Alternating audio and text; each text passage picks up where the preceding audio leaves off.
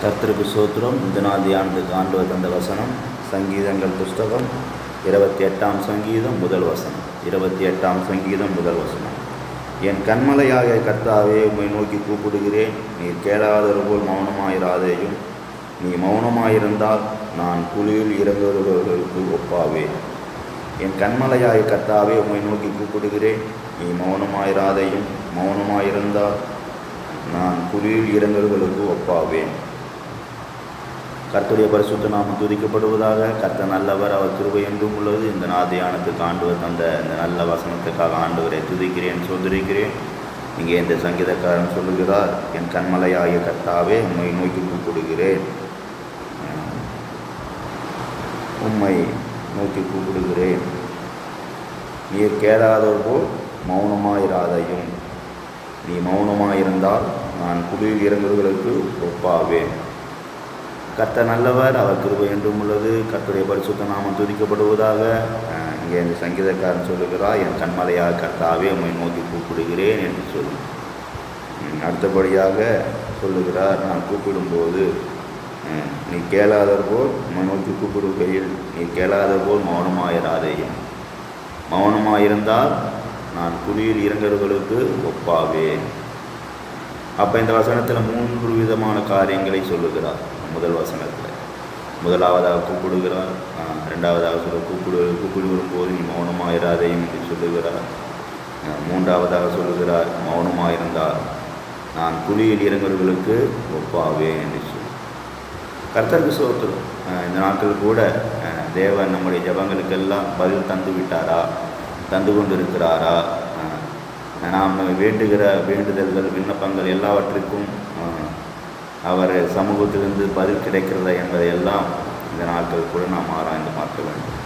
அநேக காரியங்களில் தேவன் நம்முடைய ஜெபத்தை கேட்காதவர் போல் மௌனமாக இருப்பது போல் நமக்கு தோன்றும்.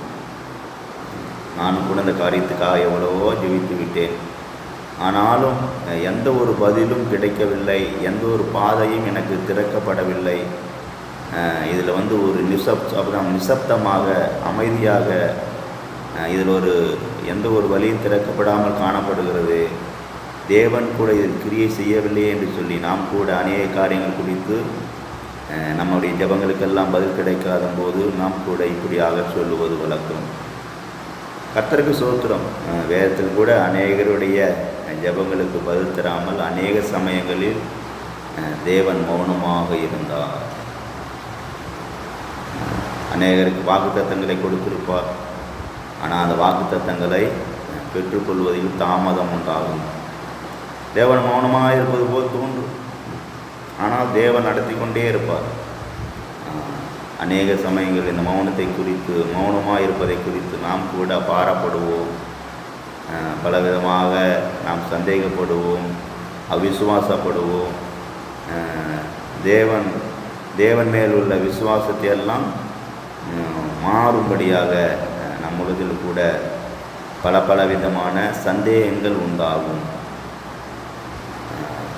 எனக்கு பிரியமான சகோதரி என்ற நாளில் கூட நாம் அப்படியாக தேவனை சந்தேகப்படுகிறோமா? நம்முடைய ஜெபங்களுக்கு அப்படியாக தேவன் மௌனமாக இருப்பதை கண்டு நாம் அங்கலாய்க்கிறோமா, வேதனைப்படுகிறோமா? ஒரு வழி திறக்கப்படவில்லையே, நான் வேறு பாதையிலும் செல்ல முடியவில்லையே, தேவன் ஏன் இப்படியாக என்னை நடத்தி கொண்டு இருக்கிறார் என்று சொல்லி நாம் கூட சிந்திக்கிறோமா? அநேகருக்கு ஆண்டவர் வாக்குத்தத்தங்களை கொடுத்திருப்பார். ஆனால் அவங்க என்ன பண்ண முடியாது, அந்த வாக்குத்தத்தங்களை பெற்றுக்கொள்ள முடியாது, அவங்களுக்கு சொந்தமான வழியிலே போகவும் முடியாது. அப்படியாக அந்த பாதையிலெல்லாம் தேவன் ஒரு மௌனமாக இருந்து அவர்களை தொடர்ந்து நடத்தி கொண்டே இருப்பார். இதை கண்டு அநேகர் என்ன பண்ணுவாங்க, பலவிதமாக பாரப்படுவார்கள். தேவன் எனக்கு நான் கூட இதை விட்டு விடலாம் அந்த காரியத்தில் என்று சொல்லி நான் கூட வேறு பாதை நடக்கலாம் என்று சிந்திக்கும்போது அதற்கும் ஆண்டவர் எனக்கு அனுமதி தரவில்லை. தேவன் தொடர்ந்து என்னை இந்த பாதையிலேயே நடத்தி கொண்டு இருக்கிறார். ஆனாலும் என்னுடைய ஜெபங்களுக்கும் பதில் இல்லை. தேவன் மௌனமாக இருக்கிறாரே என்று சொல்லி பலவிதமாக சிந்திப்பது உண்டு. கர்த்தருக்கு ஸ்தோத்திரம். அப்படியாக மௌனமாக இருப்பது தேவன் நமக்கு ஒரு விலையேறிய ஆசீர்வாதத்தின் நன்மையை தரும்படியாக அப்படி செய்கிறார். நீடித்த நாட்கள் காத்திருத்தல் இருதயத்தை இழைக்க பண்ணும். நாம் விரும்பினது வரும்போதோ ஜீவ விருட்சம் போல் ஆகும். கர்த்தருடைய பரிசுத்த நாமம் துதிக்கப்படுவதாக. அதனால் இந்த நாளில் கூட நம்முடைய ஜெபங்களுக்கு எல்லாம் தேவன் பொறுமையாக இருப்பது, அப்படி பொறுமையாக இருந்து நமக்கு விலையேறிய ஆசீர்வாதங்களின் நன்மைகளையும் தரும்படியாக அப்படி செய்கிறார். அதனால் இந்த நாளில் கூட தேவன் பொறுமையாக இருப்பதை குறித்து நாம் பாரப்பட வேண்டிய அவசியமில்லை. கர்த்தருக்கு ஸ்தோத்திரம். சங்கீதக்காரன் அழகாக சொல்கிறார், உம்மை நோக்கி கூப்பிடுகிறேன். அதனால் நாம் என்ன செய்ய வேண்டும்? நாம் அவரை நோக்கி கூப்பிடுகிற காரியத்தில் சோர்ந்து போகக்கூடாது, பலவீனப்பட்டு போகக்கூடாது, அவிசுவாசப்படக்கூடாது, சந்தேகப்படக்கூடாது. தேவன் மேல் உள்ள விசுவாசம் நம்ம எப்படி காணப்பட வேண்டும்? உறுதியாய் காணப்பட வேண்டும். அதனால் தான் நாம் கூட என்ன வாசிக்கிறோம், உம்மை உறுதியாய் பற்றி கொண்ட மனதை உடையவன் உண்மையே நம்பியிருக்கிறபடியால் அவனை பூரண சமாதானத்தோடு காத்துக்கொள்வேன் என்று சொல்லி எழுதப்பட்டிருக்கும். அப்போ நாம் தொடர்ந்து என்ன செய்ய வேண்டும்? நாம் அவரை நோக்கி பார்த்து கொண்டே இருக்க வேண்டும். நாம் எந்த காரியத்துக்காக ஆண்டவர் நோக்கி பார்க்கிறோமோ, வேண்டுகிறோமோ, விண்ணப்பிக்கிறோமோ, தொடர்ந்து நம்ம என்ன செய்ய வேண்டும்? நாம் அப்படியாக அவரை நோக்கி பார்த்து வேண்டுதல் விண்ணப்பங்களையும் செய்து ஒவ்வொரு நாளும் நாம் அவருக்கு துதியும் சோதரியமும் செலுத்தி அவரையே நோக்கி பார்க்கும்போது நிச்சயமாகவே தேவன் அதற்கென்று ஒரு காலத்தை வைத்திருப்பார். அந்த காலத்தில் நிச்சயமாகவே நம்ம கூப்பிடுகளுக்கெல்லாம் அவர் பதில் தருவார். நம்முடைய தேவன் மாம்சமான யாவருடைய ஜெபத்தையும் கேட்கிற தேவன். அதனை காலத்தில் நேர்த்தியாக செய்கிற தேவன். எதை எந்தெந்த காலத்தில் செய்யணுமோ அதை அந்தந்த காலத்தில் செய்வார். கர்த்தருக்கு ஸ்தோத்திரம். அடுத்தபடியாக சொல்லப்பட்டிருக்கிறது, நம்ம அந்த வசனத்தை வாசிக்கும்போது, நீ கேளாத போல் மௌனமாயிராதே.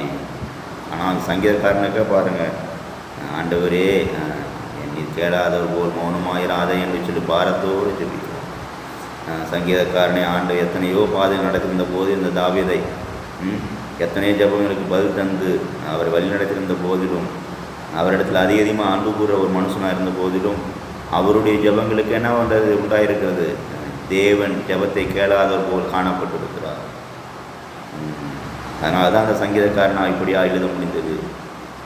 நான் நோக்கி கூப்பிடுகிறேன், நீ கேளாதவர் போல் மௌனமாயிராதேயும். அப்போ அநேக ஜெபங்களுக்கு அவருடைய வாழ்க்கை கூட இப்படியாக சம்பவித்திருக்கிறது. ஜெபங்கள் கேட்கப்படாதது போன்ற சூழ்நிலையில் அவர் காணப்பட்டிருக்கிறார். எனக்கு பிரியமான சகோதரனே, சகோதரியே, இந்த நாளில் கூட நாம் ஜெபிக்கிற ஜெபங்கள் எல்லாம் எப்படி காணப்படுகிறது? எல்லாவற்றுக்கும் தேவன் பதில் தருகிறாரா? இல்லாத நம்முடைய ஜெபங்களை எல்லாம் பதில் இல்லாமல் தாமதித்து கொண்டிருக்கிறதா? நாம் அநேக காரியங்களுக்காக தேவ சமூகத்தில் காத்திருக்கிறோம், துதிக்கிறோம், ஜெபிக்கிறோம். அதை கூட இந்த நாளில் நாம் ஆராய்ந்து பார்க்க வேண்டியது மிக அவசியமாக இருக்கிறது. நம்மை முழுவதுமாக தேவனுடைய கரத்தில் ஒப்புவித்து அவரை நோக்கி பார்ப்பதே நமக்கு மிகுந்த ஆசீர்வாதத்தை நன்மை கொண்டு வரும்.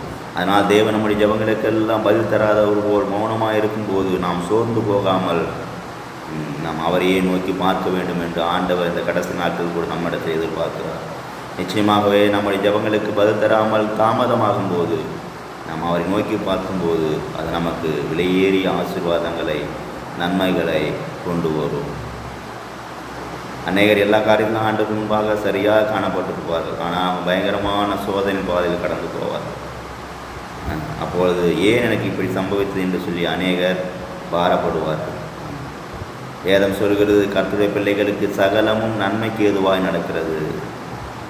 ஆண்டவர் நம்மை நடத்துகிறதெல்லாம் சகலமும் நன்மைக்கு ஏதுவாக அவர் நடத்துகிற தேவன். நமக்கு அந்த பாதை தேவன் நடத்துகிற விதம் நாம் பிரியப்படாமல் காணப்படலாம், நாம் விரும்பாமல் காணப்படலாம். ஆனால் அந்த பாதையில் தேவன் நமக்கு விலையே ஆசீர்வாதத்தை வைத்திருக்கிறார். அந்த பாதையில் நம்மை நடத்தி நமக்கு பெரிதான நன்மைகளை கொடுக்க அவர் விரும்புகிறார். இஸ்ரவேல் ஜனங்கள் கூட பாருங்கள், அந்த வனாந்தர வழியாக அவர் நடத்தினார். ஆனால் சிறிய குறைந்த நாட்களுக்குள்ளே அவங்க என்ன பண்ணிருக்கலாம், அந்த கானான் தேசத்தை சுதந்திரிக்கலாம். ஆனால் தேவன் அந்த பாதையை நடத்தலை. அவங்களை என்ன பண்ணார், அநேக வருஷங்கள் அந்த கானானுக்கு செல்ல அநேக வருஷங்கள் செல்லத்தக்கதாக அவர் பலவிதமான பாதையில் நடத்தினார். அநேக வருஷங்கள் அந்த வனாந்திர வழியாக கடந்து கானானை சுதந்திரிக்கும்படியாக செய்தார். ஏன் அப்படி செய்தார்? கொஞ்ச காலத்தில் அவங்க என்ன பண்ணிருக்கலாம், அந்த கொஞ்ச நாட்களில் அந்த கானானுக்குள்ளே பிரவேசித்திருக்கலாம். ஆனால் அப்படியாக சம்பவிக்கவில்லை. தேவன் அவர்களை பலவிதமான பாதைகள் நடத்தி அவங்க உள்ளத்தில் உள்ளதையெல்லாம் ஆராய்ந்து அறிந்து கொள்ள விரும்பினார். அதனால தான் அவங்க அந்த கானானுக்குள் பிரவேசிக்க பல வருடங்கள் கடந்து சென்றது. கர்த்தருக்கு ஸ்தோத்திரம். ஏன் அவங்களுக்கு அப்படி சம்பவித்தது? இஸ்ரவேல் ஜனங்க அவங்க எப்படி காணப்படுகிறார்கள், அவங்க உள்ளத்தில் எப்படி இருக்குது, அவங்க உள்ளம் எப்படி இருக்கிறது, தேவனுக்கு முன்பாக செம்மையானதாக இருக்கிறதா இல்லையா என்பதை எல்லாம் அவர் ஆராய்ந்து அறிய விரும்பினார். எனக்கு பிரியமான சகோதரனே சகோதரி, இந்த நாளில் கூட தேவன் நம்மை நடத்துகிற பாதைகளில் நாம் நடக்க நம்மை ஒப்பு கொடுப்போமானால், அவருடைய கரத்துக்குள் நாம் மறைந்திருப்போமானால், அவருடைய சித்தத்தை செய்ய நம்மை தாழ்த்துவோமானால், நம்மை விட்டு கொடுப்போமானால், நிச்சயமாகவே தேவன் நம்மை நடத்துகிற விதங்கள் நமக்கு ஆச்சரியமாக இருக்கும், சரியானதாக இருக்கும். நம்முடைய சட்டைக்குள் மூடி மறைத்து கொள்ளுவார். ஒவ்வொரு நாளும் அவருடைய கரம் நம்மை தாங்கும், சுமக்கும். அதனால் அந்த நாளில் கூட நாம் கூட இந்த நாட்கள் கூட நம்மை தேவன் நடத்துகிற விதங்கள் எல்லாம் நன்மைக்கானது என்று சொல்லி நம்மை ஒப்படைப்போம். அப்போது தேவன் நமக்கு நல்லவராக, போதுமானவராக, நமக்கு இந்த கிரியை செய்யக்கூடியவராக, எல்லா சூழ்நிலையில் நம்மை பாதுகாக்கக்கூடியவராக நிச்சயமாகவே தேவன் நமக்கு வெளிப்படுவார். இந்த நாளில் கூட தேவன் அப்படியாக நமக்கு வெளிப்பட அவர் விரும்புகிறார். அதனால் அந்த நாளில் கூட நம்முடைய ஜெபங்களுக்கெல்லாம் பதில் கிடைக்காமல் தாமதிக்கும் போது நாம் சோர்ந்து போகாமல், பின்வாங்காமல் அவரையே நோக்கி பார்ப்போம். அப்போது தேவனுடைய கரத்திலிருந்து விலையேறிய நன்மைகளும் ஆசீர்வாதங்களும் நமக்கு கடந்து வரும். பாருங்கள், அதே சங்கீதக்காரன் தான் சொல்கிறார். அதே 28ஆம் சங்கீதத்தில் நாம் கூட வாசிக்கிறோம். 6வது வசனத்தில் வாசிக்கிறோம், கர்த்தருக்கு ஸ்தோத்திரம், அவர் என் விண்ணப்பங்களின் சத்தத்தை கேட்டார் என்று சொல்லி. ஆனால் முதல் வசனத்தில் கேளாத போல் அவர் காணப்பட்டிருந்த போதிலும் அந்த 8வது வசனத்தில் அவருக்கு என்ன கிடைத்திருக்கு? ஆண்டவருடைய ஜெபத்திற்கு பதில் தந்திருக்கிறார். அதனால் நம்முடைய தேவன் ஒருபோது நம்மை கைவிடுகிற தேவன் அல்ல, நம்மை விட்டு விலகுகிற தேவன் அல்ல. நம்முடைய ஜெபங்களுக்கெல்லாம் நிச்சயமாகவே பதில் தந்து நம்மை ஆசீர்வதிப்பார், உயர்த்தும். அதனால் அந்த நாளில் கூட நாம் தேவனுடைய பிள்ளைகளாக ஜீவிக்க, தேவனுக்கு இஷ்டமானதை செய்ய, அவர் சமூகத்தில் காத்திருந்து ஜெபிக்க, நாம் ஒருபோதும் சோர்ந்து போகாமல், நாம் உற்சாகம் உள்ளவர்களாக, தைரியம் உள்ளவர்களாக, தேவ வல்லமை பலப்பட்டவர்களாக நாம் அவரையே நோக்கி பார்ப்போம். அப்போது தேவன் நம்மோடு கூட வந்து நமக்கு செய்கிற காரியங்கள் பெரிதாக இருக்கும். இந்த நாளில் கூட ஆண்டவர் என்னையும் உங்களையும் கொண்டு பெரிதான காரியங்களை செய்ய விரும்புகிறார். அப்படியாக அவர் பெரிதான காரியங்களை செய்ய வேண்டுமானால் நம்மை அவர் நடத்துகிற விதங்களுக்கு நம்மை ஒப்படைக்க வேண்டும். கர்த்தருக்கு ஸ்தோத்திரம். அப்படியாக ஒப்படைக்கும் போது நம்மை ஆண்டவர் ஆசீர்வதிப்பார், உயர்த்தும்.